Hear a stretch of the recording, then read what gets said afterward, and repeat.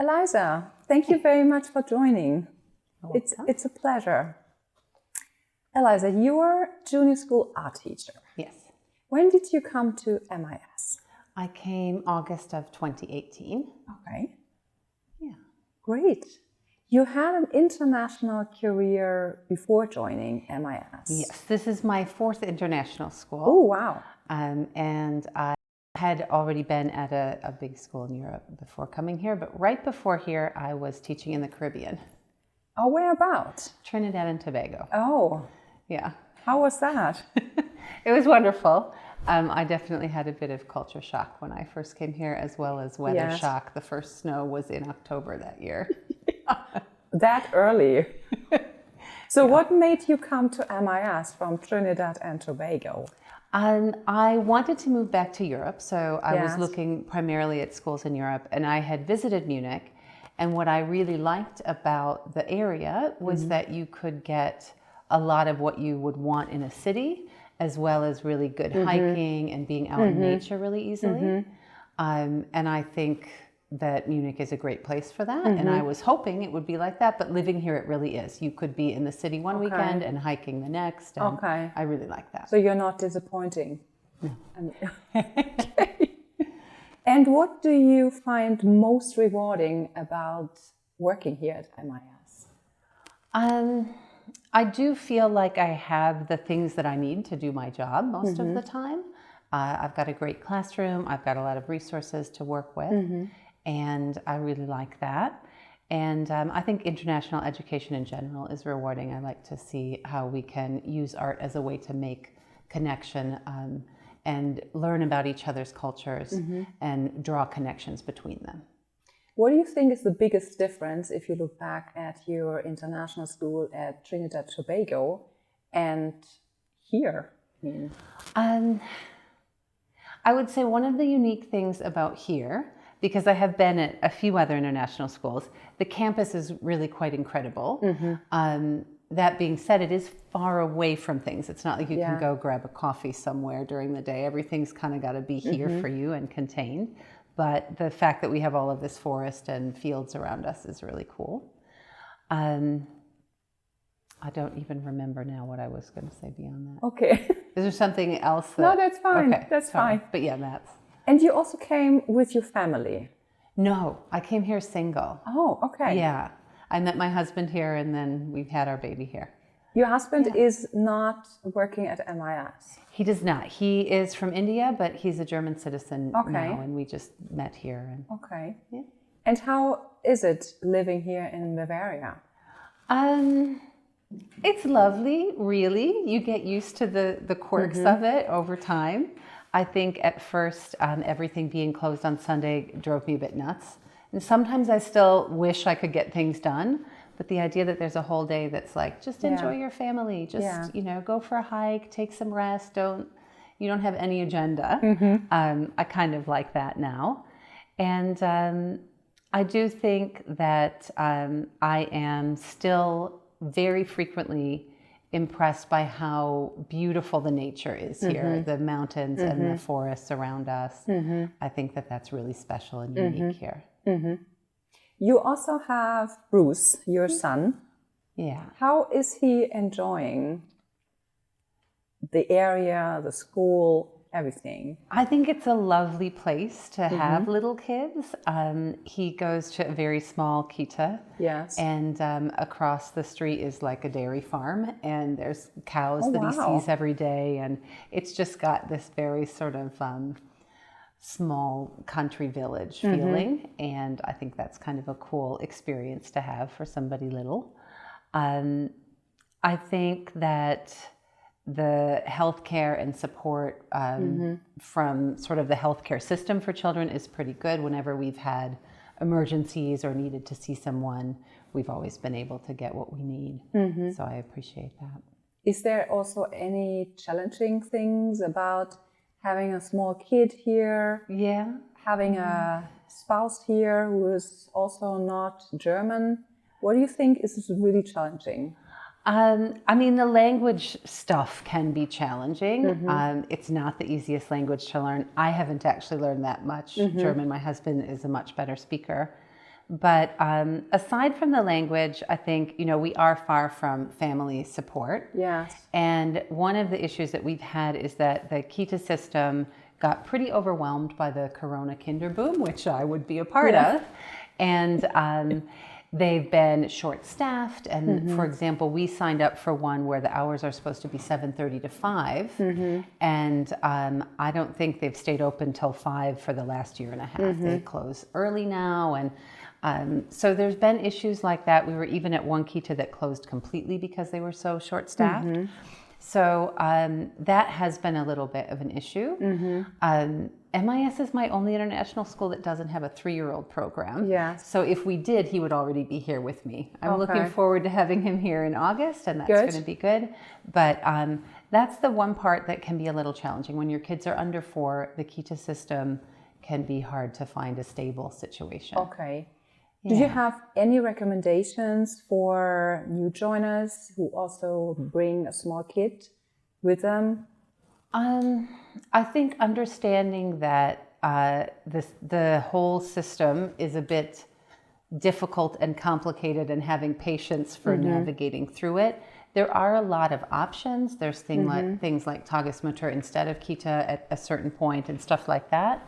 But I think you really do have to kind of feel your way through the system and get some support from school, from HR, in figuring out how that works. I do think that you may have to consider like how it will work when the hours aren't so stable. So one thing my husband and I have struggled with is we live in Gauting, so we're right on the S-Bahn. And my husband works in the city, but we try to get by with just one car. Yes. But then being out here, you can't really get to MIS very easily by public. There's the bus, but it's once an hour. Yes. And so things like that, where I don't know if you would come here thinking, oh, the public transit's going to be fine. Yeah. We're actually a little bit remote out here, so the chances you're going to want a car are pretty high. Yes. And so I think there are some things like that you might kind of need to have in your plan if you're moving with kids, that you may want a car. Or even 2, things like that. Talking about the campus here, and you have seen different campuses in your life, what would you say is really beautiful about this campus, and also what can be challenging about this location of our campus? Yeah, the location being a bit remote is definitely a challenge. And even if you set up a situation where you bike or something, there will be weather bad enough that you don't want to bike. So you do kind of have to figure out how that will work for you. Some people carpool successfully, and getting a group that lives in your area to carpool is a possibility. I know some teachers do take the student buses from the city. Yes, that's true. Which is a nice option for many of the days. But then when the kids are not here and we are, that is also a bit of an issue.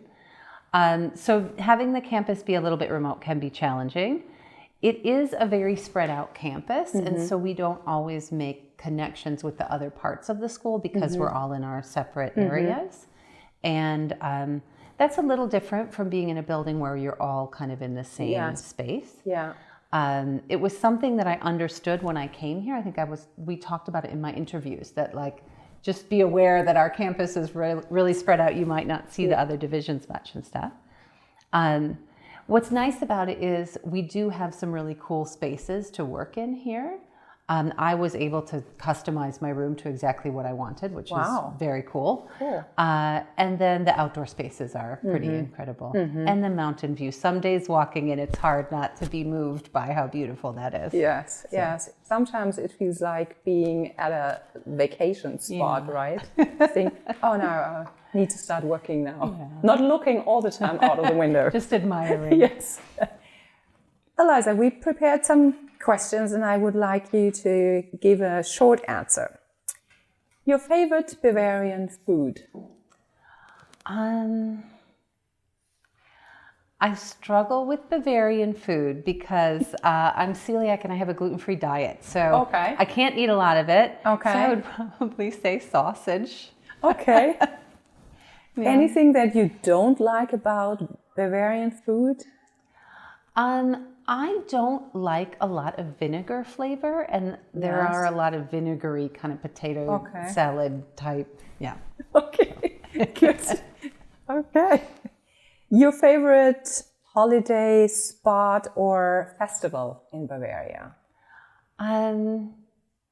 I think one of my favorite things about living in Bavaria is that there are such specific sort of cultural things that happen throughout the whole year. And there will be days where I start driving to work and I notice that there's a bunch of people in my town in their truck. Yeah. And then I think, oh, what's the special occasion? Yes. And usually if I look it up, there is something that I Yes. didn't know about.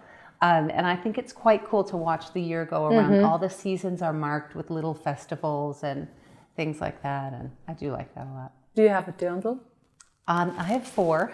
Oh my god! And I would buy more if I could. Good. But, yeah. Yeah, that's good. I also pretty love them. beautiful. Yeah. They are beautiful. Yeah, different types and yeah, lovely. What's your favorite season in Bavaria? I'm definitely someone who likes it warmer. So I do really like summer here, and I like to swim. So having the lakes and rivers around, and Good. the chance you can leave campus and go down for a swim if you want. Yes, that's lovely. Yeah.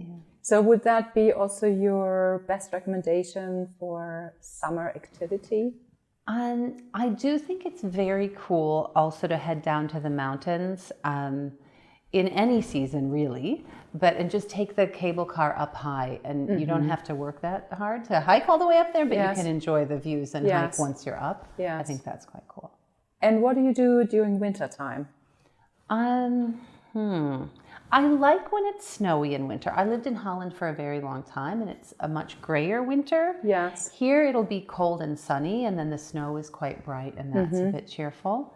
I'm not a skier, which is unusual here. I feel like it's a dream place to be if you are a skier. But I do like to get out and walk in the woods in the snow. I enjoy the snow. With the kid, we go sledding and stuff. Yeah, super. When you came to Bavaria, was there any strange thing you noticed? You thought, that is really weird. I feel like there's plenty. But for me, I really struggled when I first came because I had come from a more Latin culture in the Caribbean where you would smile and say hello to everyone you passed on the street. Yes. And I found it really strange when I first got here. Nobody would make eye contact. Nobody smiles or says hello or kind of acknowledges that you're there.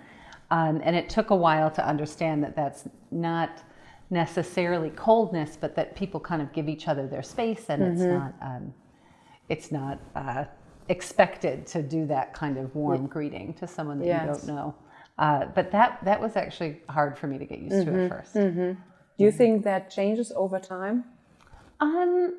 I feel like it depends on where you are a little bit, but I also think that there's a side of it where you don't feel obligated or bothered by needing to be overly friendly or make small talk, because people don't expect that. And so there is a comfort in that in a different way. Do you think it's hard to make Bavarian friends?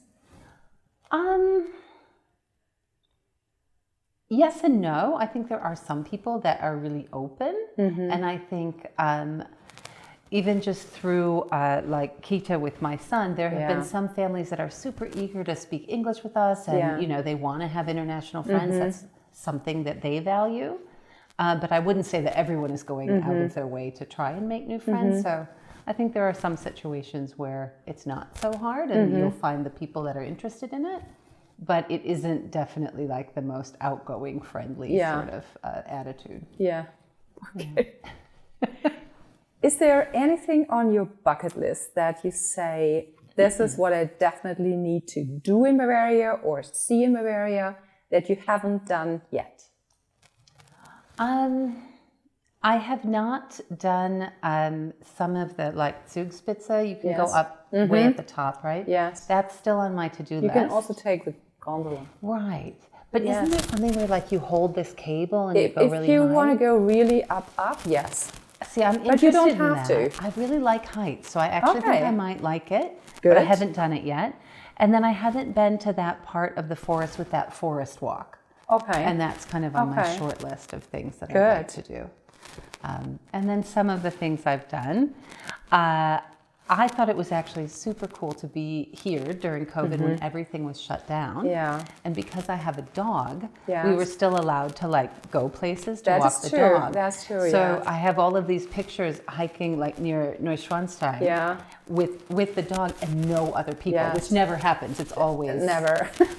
So that was kind of Yeah. a cool thing during COVID. Yes. So I got to a few spots that were empty. At that Okay. point, which was And nice. outside of Bavaria, anything you might want to see in Europe that you haven't done yet? I actually have not been to Vienna yet, and I figured I would have by now, You but should. I haven't.